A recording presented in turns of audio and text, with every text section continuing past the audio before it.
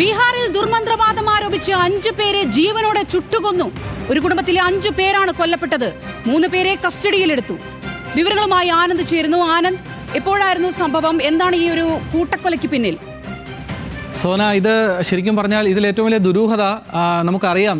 സുപരിചിതമായി നമുക്കറിയാവുന്ന കാര്യം, ബീഹാർ, ഉത്തർപ്രദേശ്, മധ്യപ്രദേശ് പോലെയുള്ള ഉത്തരേന്ത്യൻ സംസ്ഥാനങ്ങളിൽ ഈ ദുർമന്ത്രവാദവുമായി ബന്ധപ്പെട്ട കൊലകൾ കൊലപ്പെടുത്തലുകൾ പലപ്പോഴും നമ്മൾ കണ്ടിട്ടുള്ളതാണ്. വാർത്തകളിൽ ഞെട്ടലോടെ നമ്മൾ കേട്ടിട്ടുള്ളതുമാണ്. പക്ഷേ ഇപ്പോൾ ഇതിനകത്തൊരു ദുരൂഹതയുള്ളത്, മന്ത്രവാദം നടത്തിയതിൻ്റെ പേരിൽ ഒരു കുടുംബത്തിലെ 5 പേരെ നാട്ടുകാർ ചേർന്ന് തീയിട്ട് കൊന്നിരിക്കുന്നു എന്ന വാർത്തയാണ്. ശരിക്കും പറഞ്ഞാൽ ഇതിൻ്റെ സുപ്രധാനമായ വിവരങ്ങൾ, അതായത് വ്യക്തത വരേണ്ട വിവരങ്ങൾ ഇനിയും പുറത്തു വരേണ്ടതുണ്ട്. ഏതായാലും ഈ തീയിടുമ്പോൾ കുടുംബത്തിൽ നിന്ന് തന്നെ ഓടി രക്ഷപ്പെട്ട ഒരു 16-കാരനാണ് പോലീസിൻ്റെ അടുത്തെത്തി ഈ ദുരനുഭവം തുറന്നു പറഞ്ഞത്. അങ്ങനെയാണ് ഈ വാർത്ത പുറത്തെത്തുന്നത്.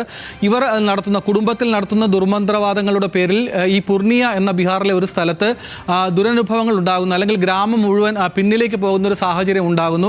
ഇതിനെ എതിർത്തുകൊണ്ടാണ്, അല്ലെങ്കിൽ ഇത്തരം സാഹചര്യങ്ങൾ ഇനി ഉണ്ടാകാതിരിക്കാനാണ് ഈ അരും കൊല നടത്തിയതെന്നാണ് നാട്ടുകാരുടെ ഭാഗത്ത് നിന്ന് ശേഖരിക്കപ്പെടുന്ന വിവരങ്ങളിൽ നിന്ന് നമുക്ക് മനസ്സിലാകുന്നത്. ഏതായാലും വളരെ ദുരൂഹമായ സംഭവമാണ്. അല്ലെങ്കിൽ ദുർമന്ത്രവാദങ്ങളുടെ പേരിലാണ് നേരത്തെ കൊലപാതകങ്ങൾ നടന്നിരുന്നതെങ്കിൽ ഇത്തവണ ദുർമന്ത്രവാദം നടത്തിയ ഒരു കുടുംബത്തിലെ 5 പേരെ ആ നാട്ടിൽ ഇവരുടെ ദുർമന്ത്രവാദം കാരണം ദുരനുഭവങ്ങൾ ഉണ്ടാകുന്നുവെന്ന് ആരോപിച്ച് ഒരു ആൾക്കൂട്ടം ചുട്ടുകൊല്ലുന്ന ഏറ്റവും ദുരൂഹമായ ഒരു വാർത്തയാണ് വരുന്നത്.